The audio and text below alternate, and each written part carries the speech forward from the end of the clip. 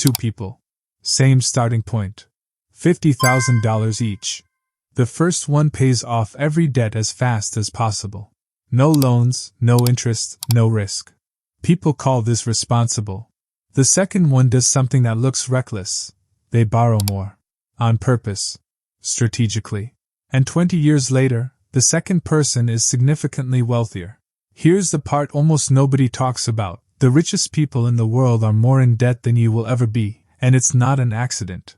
It's a structural choice most people never learn to make. Most of us are taught to optimize one side of the balance sheet, pay things off, avoid liabilities, sleep easy.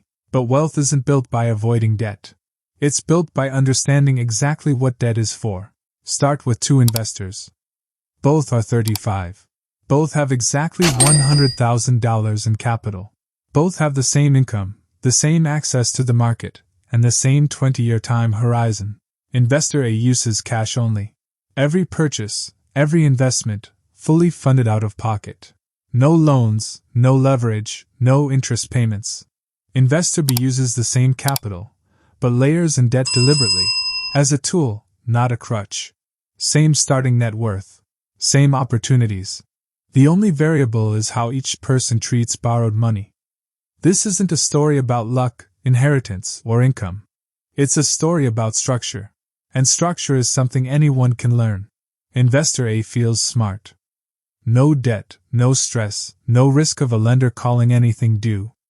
Culturally, this is celebrated. Debt-free shows up on t-shirts and finance influencer thumbnails. Investor B feels exposed. Judged even. Debt carries a stigma. It looks aggressive. It looks like something could go wrong. But feelings and math are different things. The wealthy don't optimize for what feels safest. They optimize for what actually performs best after taxes, after inflation, and after risk is priced in. That distinction, feeling safe versus being efficient, is where most people's wealth quietly leaks out over 20 years. On paper, the cash-only path looks clean. Zero debt. 100% equity. No interest paid to anyone ever. That's a real number, and it feels good. But here's way one: the rich use debt, arbitrage. Borrow at 4%, deploy that capital into something returning 8%, and the 4-point spread is profit generated with money that isn't even yours. Way 2, appreciation financing. Put 20% down on a $300,000 property, and you don't earn returns on your $60,000 down payment. You earn returns on the full $300,000 as the asset appreciates. Your capital is levered 5-to-1 before you've done anything else. Run those numbers over a few years and the leveraged path pulls dramatically ahead. The upside looks obvious. It looks like the cash-only investor made a mistake. Until you subtract what nobody talks about. Layer 1, interest rate risk. A loan at 4% can reprice to 8%, and the arbitrage that looks so clean simply disappears. Sometimes it reverses. Layer 2, tax treatment. Not all interest is deductible. Personal debt and business or investment debt are taxed completely differently. And misapplied leverage can quietly create a tax liability instead of a tax benefit. Layer 3, volatility drag. Leverage amplifies losses exactly as much as it amplifies gains.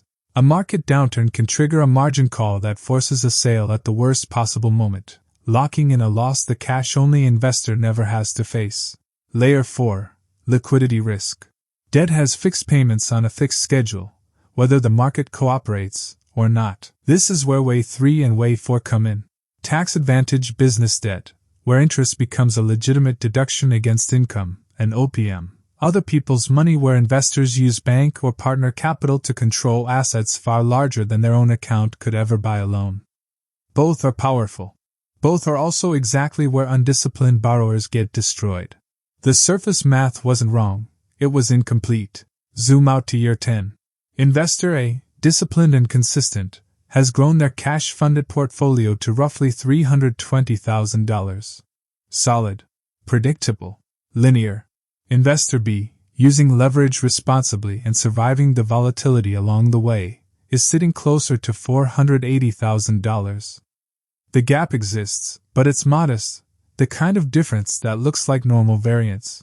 Now jump to year 20. Investor A, roughly $600,000, still climbing steadily. Investor B, somewhere between $850,000 and just over $1 million, not because they work twice as hard, but because Way 5, inflation eroding the real value of fixed-rate debt, and Way number 6, asset-backed lending that let their capital stay invested instead of being locked into paid-off equity, kept compounding quietly in the background the entire time. A small structural difference at year 1 becomes a life-changing structural gap by year 20. Debt didn't just add to the outcome, it multiplied it. But only for the investor who had the reserves to survive the turbulence in between. None of this means debt is automatically the smarter choice. The cash-only path has a real, defensible strength, no risk of forced liquidation, no dependence on interest rate cycles, no exposure to a lender's terms changing overnight. Most of the leveraged investors who blow up don't fail because leverage is inherently dangerous. They fail because they used it without a liquidity buffer, without a plan for volatility, and without a long enough time horizon to let the math play out. The rich don't just borrow. They borrow and hold reserves. They borrow and think in decades. This was never a story of cash versus debt.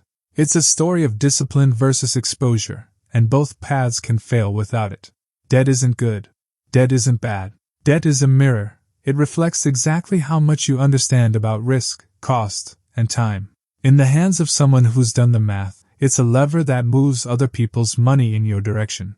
In the hands of someone who hasn't, it's a trap wearing the exact same clothes. The rich don't avoid debt, and they don't chase it either. They price it. So ask yourself the only question that actually matters: is the debt in your life financing an asset, or financing a lifestyle? Because the answer that includes everything is the only answer that matters.